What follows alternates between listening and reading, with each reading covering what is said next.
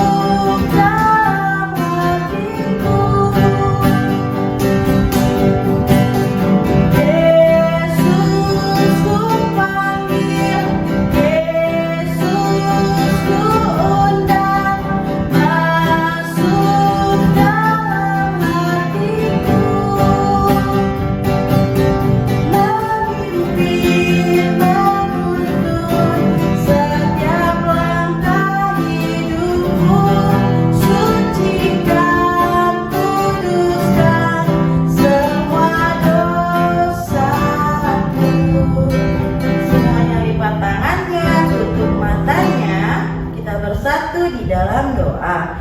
Tuhan Yesus yang baik, Tuhan Yesus yang baik, terima kasih kalau kami pada hari ini bisa mengikuti ibadah online.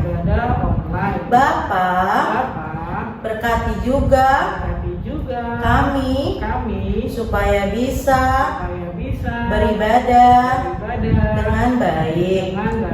Engkau juga Bapa yang berkati ibadah kami dari awal sampai selesai. Terima kasih Tuhan Yesus. Amin. Oke adik-adik, Laura, hari ini Kak Besra mau mengajarkan tepuk sukacita Laura. Gimana tuh Kak? Seperti ini ya Kak. Tepuk sukacita. Joy, joy, joy, joy, joy. Sukacita, sukacita. Kalau sukacita berarti harus senyum ya Kak. Tidak boleh ada yang cemberut di rumah. Ayo Kak, sama-sama ya adik-adik. Tepuk sukacita. Joy, joy, joy, joy, joy. Sukacita, sukacita. Biar tambah sukacita lagi kita. Mau yel-yel berarti kalau yel-yel harus cepat semuanya. Siap-siap. Kelas TK, anak Tuhan dahsyat dalam Kristus.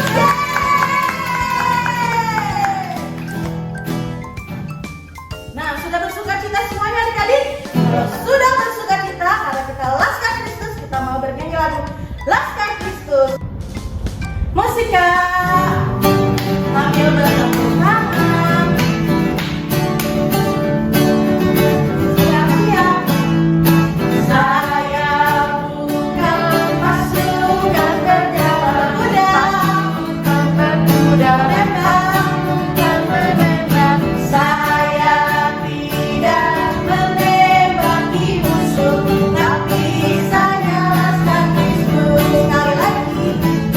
Saya bukan pasukan berjalan kuda, bukan menembak.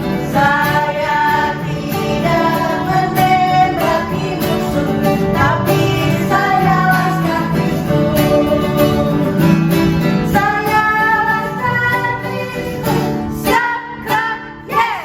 Saya Laskar Kristus, siap gerak, yes. Saya bukan pasukan berjalan berkuda, pasukan menembak. Saya tidak menembaki musuh, tapi saya Laskar Kristus. Yeay!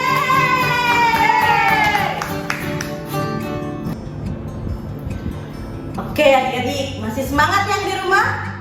Pasti masih semangat. Kalau begitu kita simpan semangat kita untuk mendengarkan cerita firman Tuhan. Untuk itu adik-adik boleh duduk kembali.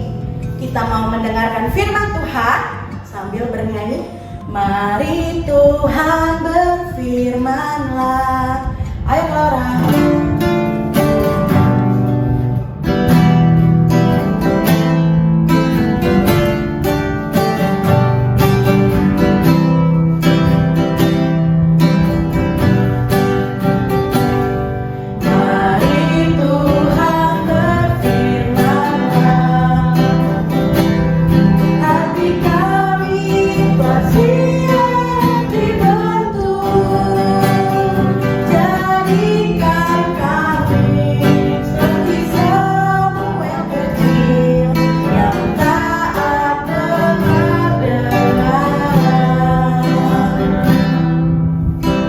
Shalom adik-adik. Sekarang kita akan memulai firman Tuhan. Sebelum kita masuk ke dalam firman Tuhan, kita bersatu di dalam doa. Ayo lipat tangannya, tutup matanya, sikap berdoanya yang baik. Sudah? Oke, kalau sudah kita berdoa. Mari kita bersatu dalam doa, ikutin doa Abang ya. Tuhan Yesus yang baik, terima kasih karena Engkau masih memberkati kami. Tuhan, kami mau mendengarkan firman-Mu.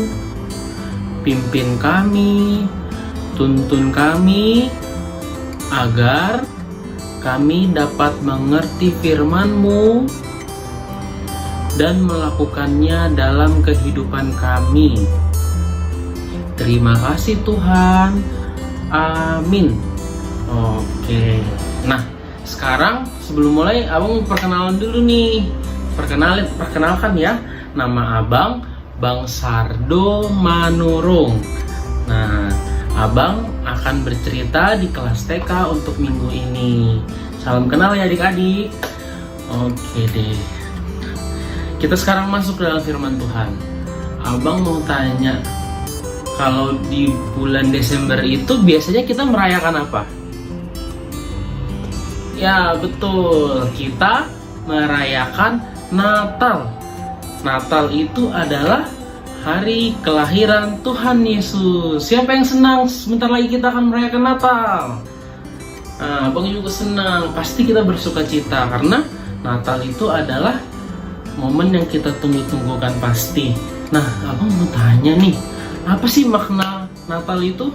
Apa sih arti Natal itu? Ya, betul. Natal itu adalah hari kelahiran Tuhan Yesus Kristus. Betul banget adik-adik. Nah, seperti dalam nats firman Tuhan hari ini, kita buka dari Mika 5 ayat 1 sampai 4a. Tapi nanti adik-adik baca bersama orang tuanya aja ya, bersama papa mama saja ya. Abang langsung masuk ke ceritanya nih. Nah, di nats tersebut ternyata kelahiran Tuhan Yesus itu sudah dinubuatkan atau sudah dibicarakan, sudah diceritakan sejak 2000 tahun yang lalu. Jadinya sebelum Tuhan Yesus lahir, ternyata di bangsa Israel itu sudah dibicarakan bahwa akan lahirlah seorang Mesias atau Juru Selamat yang namanya Yesus. Bayangin adik-adik, dari 2000 tahun yang lalu sudah lama banget, belum ada yang lahir, tapi sudah dibicarakan bahwa akan datang seorang Juru Selamat. Arti kata Mesias itu Juru Selamat ya. Nah, akan datang seorang Juru Selamat yang akan menyelamatkan umat manusia, dan itu benar-benar terjadi. Nah, itu adik-adik. Ternyata yang mau Abang ceritakan, yang mau Abang beritahukan bahwa kelahiran Tuhan Yesus itu sudah diceritakan dari 2000 tahun sebelumnya. Itu poin pertamanya. Nah, yang keduanya adalah Tuhan Yesus itu, tahu nggak adik-adik Tuhan Yesus itu lahir di mana? Ayo, Tuhan Yesus lahir di kota mana? Nanti cari di Alkitabnya ya, kalau adik-adik baca di Mika 5 ayat 1 sampai 4 ayat pasti tahu. Ya benar, pasti udah ada yang tahu nih. Tuhan Yesus itu lahir di kota Bethlehem. Nah, kota Bethlehem ya.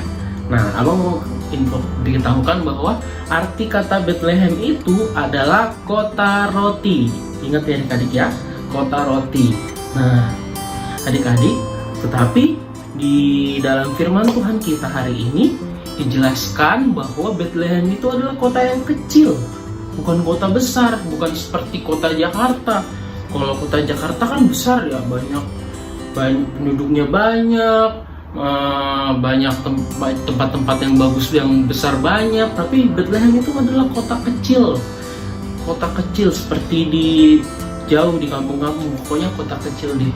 Nah, Tuhan Yesus lahir ke situ, di tempat tersebut adik-adik, di kota Bethlehem. Nah, maknanya atau artinya itu apa sih? Nah, artinya Tuhan Yesus itu meskipun dia juru selamat, meskipun dia adalah Tuhan atau Raja segala raja, dia bisa melakukan apa saja, tapi dia memilih lahir di kota kecil, kota Bethlehem. Bahkan dia lahir di mana? Lebih spesifik, di kandang domba. Artinya apa adik-adik?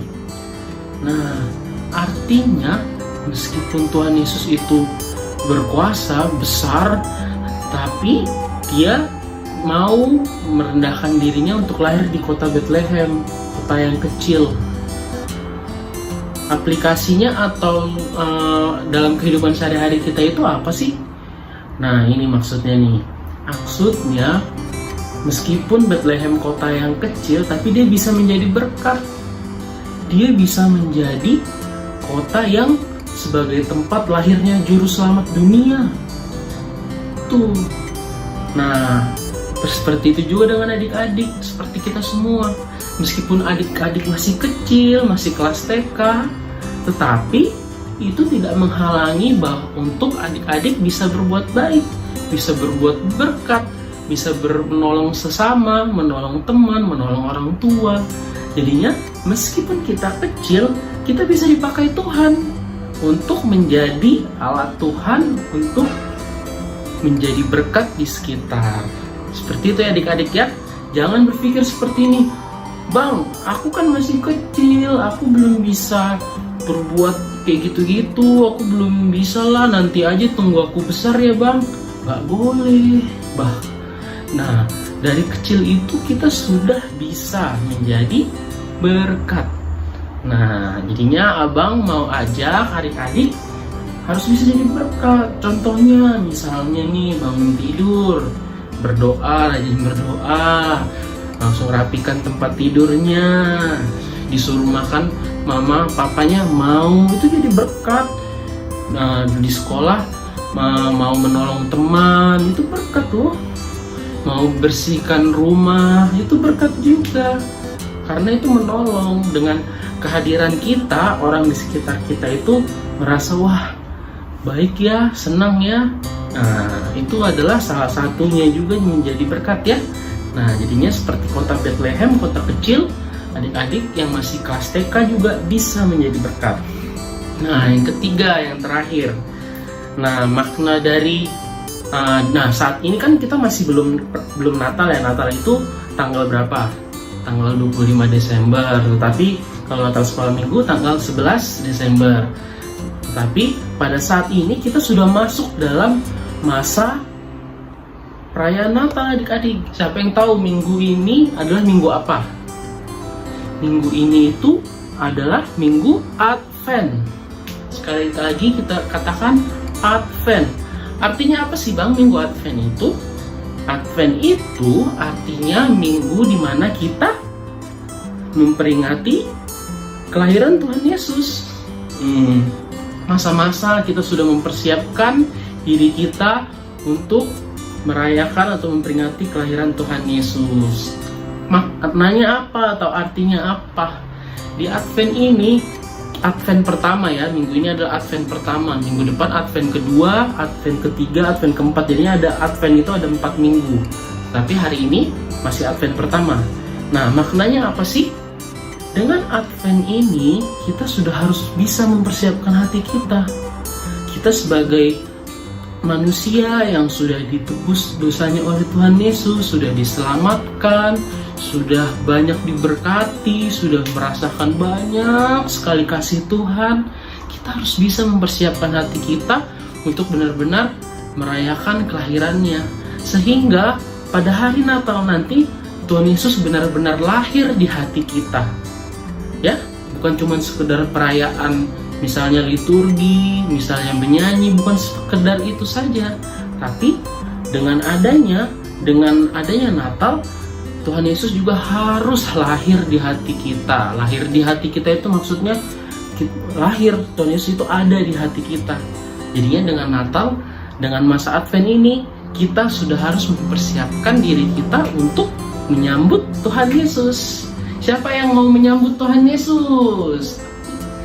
Iya dong, kita semua pasti mau menyambut Tuhan Yesus. Nah, aktivitas abang sudah dikirimkan oleh kakak guru kelas TK nih di grup WhatsApp. Adik-adik boleh lihat, menggambar lilin. Nah, apa sih makna lilin? Kenapa lilin bang? Kok lilin sih? Nah, artinya itu kalau Advent 1 itu lilinnya 1, kalau Advent 2 nanti lilinnya nambah jadi 2. Nah, Advent 1 itu makna lilin itu adalah dengan adanya lilin kita diingatkan bahwa kita sudah harus mempersiapkan diri kita untuk menyambut Tuhan Yesus. Dengan adanya lilin, kita diingatkan bahwa kehadiran kita harus bisa seperti lilin itu. Coba, lilin itu fungsinya apa sih? Ya, salah satunya menerangi di kegelapan. Seperti itulah kita adik-adik. Meskipun kita menjadi lilin yang kecil, kehadiran kita pasti bisa membawa pengaruh yang baik bagi sekitar kita. Kita membawa terang, kita membawa kasih Tuhan. Nah, seperti ini abang lihatkan lilinnya nih. Abang juga, nah adik-adik bisa mulai pasang lilin di rumahnya, bisa di mana yang tempat yang aman ya, pasang lilin. Kenapa kita harus pasang lilin? Seperti di gereja, kalau di gereja orang dewasa, di gereja papa mama, hari Minggu ini udah ada nih nyala 1 lilin di altar. Adik-adik boleh lihat, boleh tanya papa mama. Artinya dengan adanya lilin ini, kita melihat, wah sudah lilin 1, sudah Advent 1 nih, bahwa kita harus mempersiapkan hati kita. Kita diingatkan untuk bisa menjadi seperti lilin ini. Besoknya, minggu depannya ada 2 lilin, boleh ditambahkan.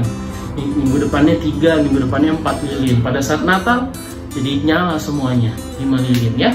Seperti itu ya adik-adik, boleh dinyalakan lilinnya. Tapi aktivitas abang mewarnai aja, nggak usah, bukan menyalakan lilin ya. Tapi kalau adik-adik mau menyalakan lilin untuk sebagai mengingat persiapan kelahiran Tuhan Yesus juga boleh ya. Seperti itu adik-adik. Kiranya firman Tuhan yang abang sampaikan ini bisa menjadi pengingat kita, bisa menjadi pedoman kita atau tuntunan langkah kita dalam melakukan kegiatan kita sehari-hari. Oke adik-adik, jangan lupa mengumpulkan aktivitasnya ya. Oke, tetap semangat, jaga kesehatan selalu adik-adik, selalu bersuka cita, jangan lupa berdoa dan membaca firman Tuhan. Terima kasih, selamat hari Minggu, Tuhan Yesus memberkati, Shalom. Oke adik-adik, sekarang kita mau mengumpulkan persembahan. Jangan lupa mengirimkan persembahan ke scan barcode untuk ke rekening gereja HKBP Sutoyo. Dan jangan lupa juga untuk adik-adik yang sudah mengerjakan aktivitas, dikumpulkan ke link yang sudah ada di grup orang tua. Kalau begitu kita mau mengumpulkan persembahan kita sambil bernyanyi Aku Anak Sekolah Minggu. Ayo Laura, sambil bertepuk tangan.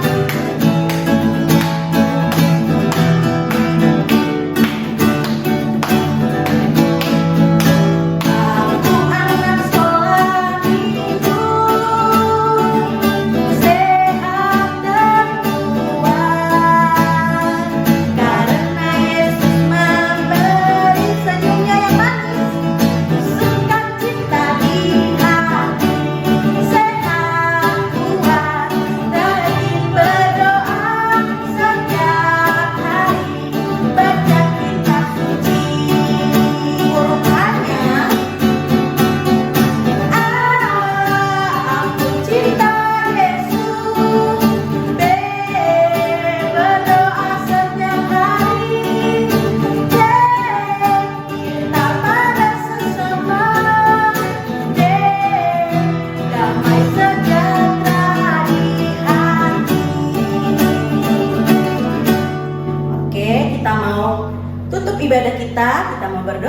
semua lipat tangannya, tutup matanya. Kita bersatu di dalam doa. Tuhan Yesus yang baik, Tuhan Yesus yang baik, terima kasih terima kasih karena Engkau sudah Engkau sudah memberkati ibadah kami. Bapa yang baik, Bapa yang baik, kami juga sudah melakukan persembahan kami sebagai ucapan syukur kami kepadamu.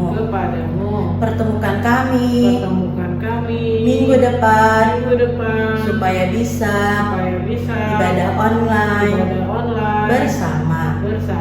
Terima kasih Tuhan Yesus. Kami sudah berdoa dan mengucap syukur. Amin. Amin. Selamat hari Minggu.